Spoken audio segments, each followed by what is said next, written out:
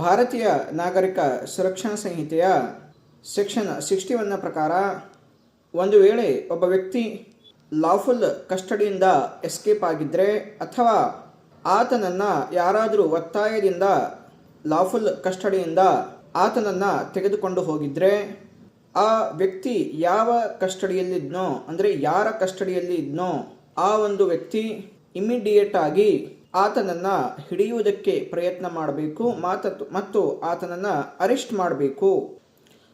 ಆತ ಭಾರತದ ಯಾವುದೇ ಸ್ಥಳದಲ್ಲಿ ಇದ್ದರೂ ಕೂಡ ಆತನನ್ನು ಅರೆಸ್ಟ್ ಮಾಡ್ಬೋದು. ಉದಾಹರಣೆಗೆ ಹೇಳೋದಾದರೆ ಎ ಅನ್ನುವಂತಹ ವ್ಯಕ್ತಿಯನ್ನು ಅರೆಸ್ಟ್ ಮಾಡಿಕೊಂಡು ಬಸವ ಕಲ್ಯಾಣದಿಂದ ಬೀದರ್ಗೆ ಹೋಗ್ತಾ ಇರ್ತಾರೆ.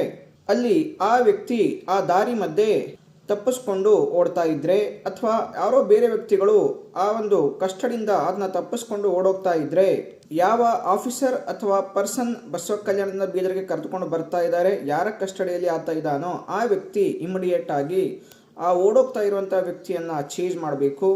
ಆತ ಹಾಗೆ ಎಸ್ಕೇಪ್ ಆಗಿಬಿಟ್ಟು ಬೇರೆ ಒಂದು ರಾಜ್ಯಕ್ಕೆ ಅಥವಾ ಬೇರೆ ಯಾವುದೋ ದೇಶದ ಸ್ಥಳಕ್ಕೆ ಹೋದರೂ ಕೂಡ ಅಲ್ಲಿ ಹೋಗಿ ಆತನನ್ನು ಚೇಂಜ್ ಮಾಡಿ ಅರೆಸ್ಟ್ ಮಾಡುವಂತಹ ಪವರ್ ಆ ವ್ಯಕ್ತಿ ಹೊಂದಿರ್ತಾನೆ.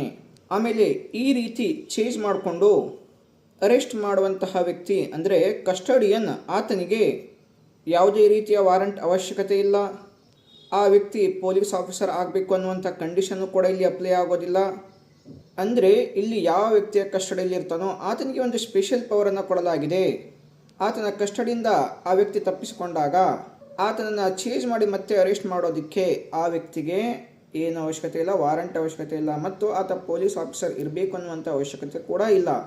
ಸೊ ಈ ಸೆಕ್ಷನ್ನ ಪ್ರಕಾರ ಕಸ್ಟಡಿಯನ್ನು ತಪ್ಪಿಸಿಕೊಳ್ಳುವಂಥ ವ್ಯಕ್ತಿಯನ್ನು ಇಮಿಡಿಯೇಟ್ ಆಗಿ ಚೇಂಜ್ ಮಾಡಿ ಅರೆಸ್ಟ್ ಮಾಡುವಂತಹ ಪವರನ್ನು ಈ ಒಂದು ಸೆಕ್ಷನ್ ಕೊಡುತ್ತೆ.